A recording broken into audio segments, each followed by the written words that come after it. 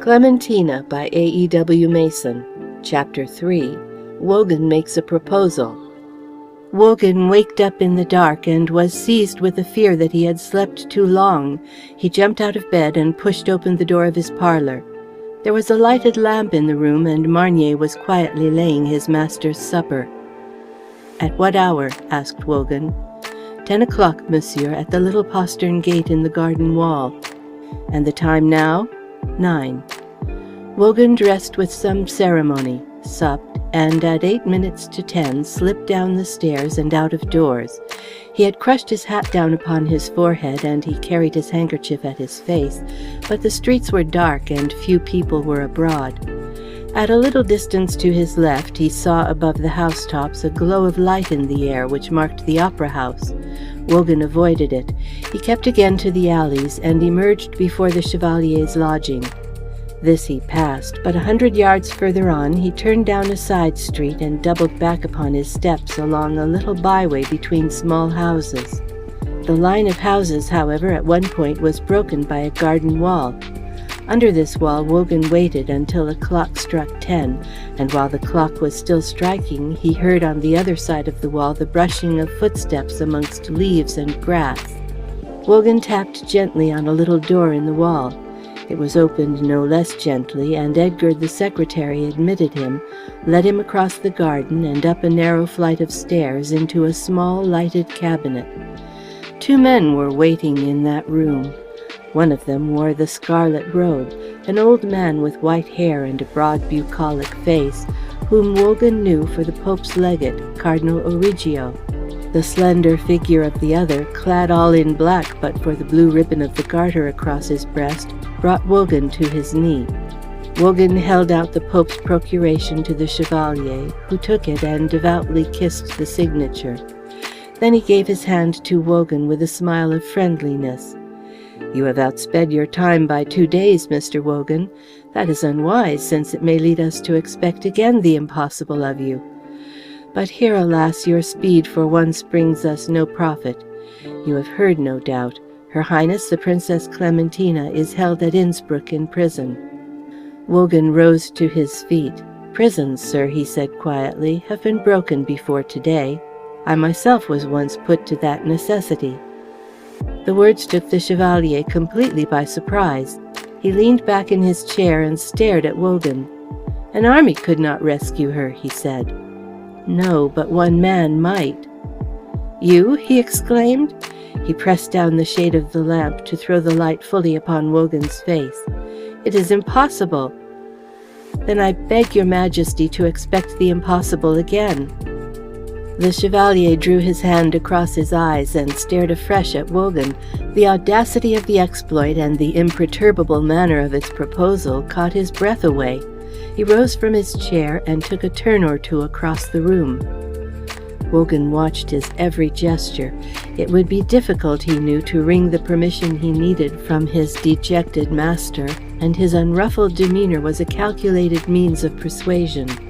An air of confidence was the first requisite. In reality, however, Wogan was not troubled at this moment by any thought of failure. It was not that he had any plan in his head, but he was fired with a conviction that somehow this chosen woman was not to be wasted, that some day, released by some means in spite of all the pressure English ministers could bring upon the Emperor, she would come riding into Bologna. The Chevalier paused in his walk and looked towards the Cardinal. "What does your Eminence say?"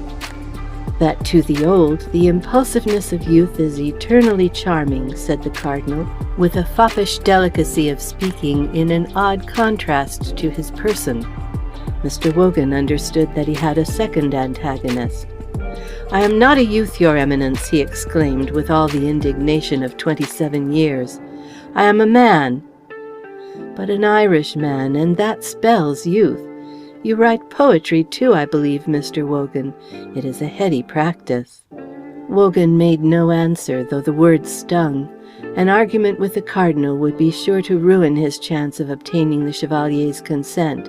He merely bowed to the Cardinal and waited for the Chevalier to speak. Look you, Mr. Wogan, while the Emperor is at war with Spain, while England's fleet could outstrip him of Sicily, he's England's henchman. He dare not let the princess go.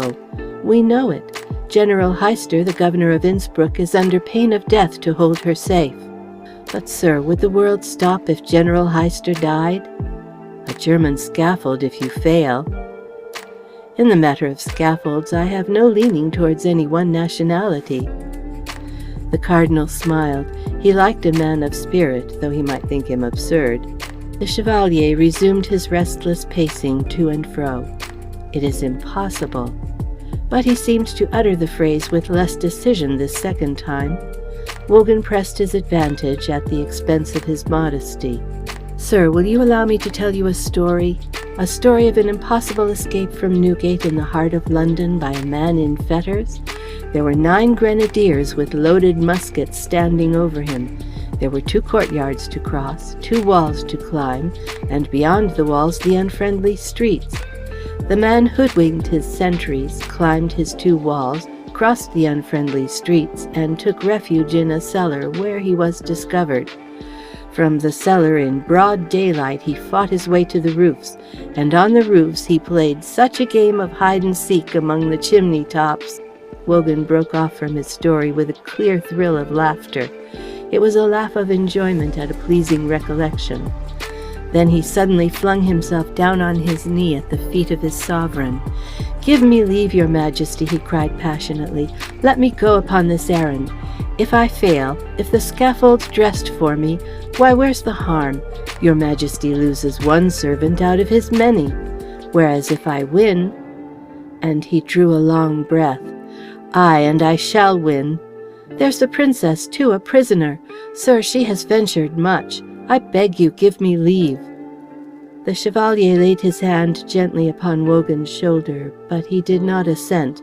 He looked again doubtfully to the cardinal, who said with his pleasant smile, "I will wager Mr. Wogan a box at the opera on the first night that he returns, that he will return empty-handed." Wogan rose to his feet and replied good-humouredly, "It's a wager I take the more readily in that your eminence cannot win, though you may lose. For if I return empty-handed, upon my honour I'll not return at all." The cardinal condescended to laugh. Mr. Wogan laughed too. He had good reason, for here was his eminence in a kindly temper, and the chevalier warming out of his melancholy. And indeed, while he was still laughing, the chevalier caught him by the arm as a friend might do, and in an outburst of confidence, very rare with him, he said, "I would that I could laugh so. You and Whittington, I do envy you. An honest laugh, there's the purge for melancholy. But I cannot compass it." And he turned away. "Sure, sir, you'll put us all to shame when I bring Her Royal Highness out of Innsbruck." "Oh, that," said the chevalier, as though for the moment he had forgotten. "It is impossible." And the phrase was spoken now in an accent of hesitation. Moreover, he sat down at a table, and drawing a sheet of paper written over with memoranda, he began to read aloud with a glance towards Wogan at the end of each sentence. "The house stands in the faubourgs of Innsbruck. There is an avenue of trees in front of the house. On the opposite side of the avenue there is a tavern with the sign of the White Chamois." Wogan committed the words to memory. "The princess and her mother," continued the chevalier, "are imprisoned in the east side of the house." "And how guarded, sir?" asked Wogan. The chevalier read again from his paper. "A sentry at each door, a third beneath the prisoners' windows. They keep watch night and day. Besides, twice a day the magistrate visits the house." "At what hours?" "At 10 in the morning, the same hour at night." "And on each visit the magistrate sees the princess?" "Yes, though she lies abed." Wogan stroked his chin. The cardinal regarded him quizzically. "I trust, Mr. Wogan, that we shall hear Farini. There is talk of his coming to Bologna." Wogan did not answer. He was silent. He saw the 3 sentinels standing watchfully about the house. He heard them calling, "All's well," each to the other. Then he asked, "Has the princess her own servants to attend her?"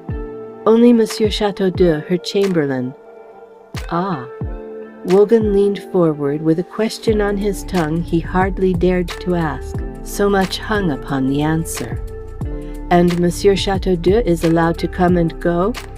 "In the daylight." Wogan turned to the Cardinal. "The box will be the best box in the house?" Wogan suggested. "Oh, sir," replied the Cardinal, "on the first tier, to be sure." Wogan turned back to the Chevalier. "All I need now is a letter from your Majesty to the King of Poland and a few rascally guineas. I can leave Bologna before a soul's astir in the morning. No one but Whittington saw me today, and a word will keep him silent. There will be secrecy." But the Chevalier suddenly cut him short. "No," said he, bringing the palm of his hand down upon the table. "Here's a blow that we must bend to. It's a dream, this plan of yours." "But a dream I'll dream so hard, sir, that I'll dream it true," cried Wogan in despair. "No, no," said the Chevalier, "we'll talk no more of it. There's God's will evident in this arrest, and we must bend to it." And at once Wogan remembered his one crowning argument. It was so familiar to his thoughts, it had lain so close at his heart that he had left it unspoken, taking it as it were for granted that others were as familiar with it as he. "Sir," said he eagerly, "I have never told you, but the Princess Clementina, when a child amongst her playmates, had a favourite game. They called it Kings and Queens, and in that game the Princess was always chosen Queen of England." The Chevalier started. "Is that so?" And he gazed into Wogan's eyes, making sure that he spoke the truth.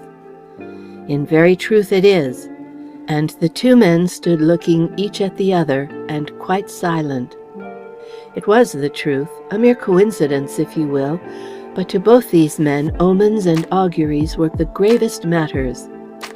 "There indeed is God's finger pointing," cried Wogan. "Sir, give me leave to follow it."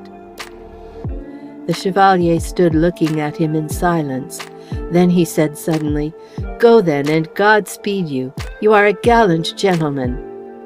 He sat down thereupon and wrote a letter to the King of Poland, asking him to entrust the rescue of his daughter into Wogan's hands. This letter Wogan took, and money for his journey. "You will have preparations to make," said the Chevalier. "I will not keep you. You have horses?" Mr. Wogan had 2 in a stable at Bologna, but, he added, "there is a horse I left this morning 6 miles this side of Fiesole, a black horse, and I would not lose it." "Nor shall you," said the Chevalier. Wogan crept back to his lodging as cautiously as he had left it. There was no light in any window but in his own, where his servant Marnier awaited him. Wogan opened the door softly and found the porter asleep in his chair. He stole upstairs and made his preparations. These, however, were of the simplest kind and consisted of half a dozen orders to Marnier and the getting into bed. In the morning he woke before daybreak and found Marnier already up. They went silently out of the house as the dawn was breaking. Marnier had the key to the stables, and they saddled the 2 horses and rode through the blind and silent streets, with their faces muffled in their cloaks. They met no one, however, until they were come to the outskirts of the town, but then as they passed the mouth of an alley, a man came suddenly out, and as suddenly drew back. The morning was chill, and the man was closely wrapped. Wogan could not distinguish his face or person, and looking down the alley he saw at the end of it only a garden wall, and over the top of the wall a thicket of trees and the chimney-tops of a low house embosomed amongst them. He rode on, secure in the secrecy of his desperate adventure. But that same morning Mr. Whittington paid a visit to Wogan's lodging and asked to be admitted. He was told that Mr. Wogan had not yet returned to Bologna. "So indeed I thought," said he, and he sauntered carelessly along, not to his own house, but to one smaller, situated at the bottom of a cul-de-sac and secluded amongst trees. At the door he asked whether her ladyship was yet visible, and was at once shown into a room with long windows which stood open to the garden. Her ladyship lay upon a sofa, sipping her coffee and teasing a spaniel with the toe of her slipper. "You are early," she said with some surprise. "And yet no earlier than your ladyship," said Whittington. "I have to make my obeisance to my king," said she, stifling a yawn. "Could one, I ask you, sleep on so important a day?" Mr. Whittington laughed genially. Then he opened the door and glanced along the passage. When he turned back into the room, her ladyship had kicked the spaniel from the sofa and was sitting bolt upright with all her languor gone. "Well?" she asked quickly. Whittington took a seat on the sofa by her side. "Charles Wogan left Bologna at daybreak. Moreover, I have had a message from the Chevalier bidding me not to mention that I saw him in Bologna yesterday. One could hazard a guess at the goal of so secret a journey." "Olao!" exclaimed the lady in a whisper.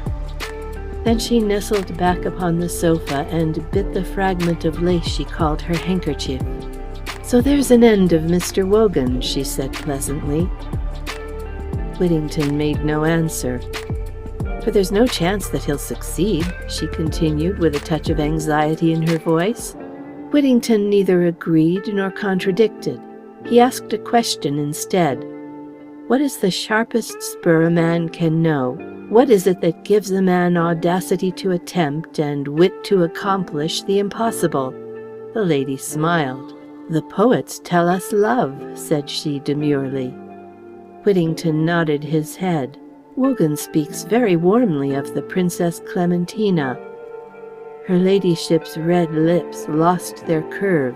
Her eyes became thoughtful, apprehensive. "I wonder," she said slowly. "Yes, I wonder too," said Whittington. Outside, the branches of the trees rustled in the wind and flung shadows swift as ripples across the sunlit grass. But within the little room, there was a long silence. End of chapter 3.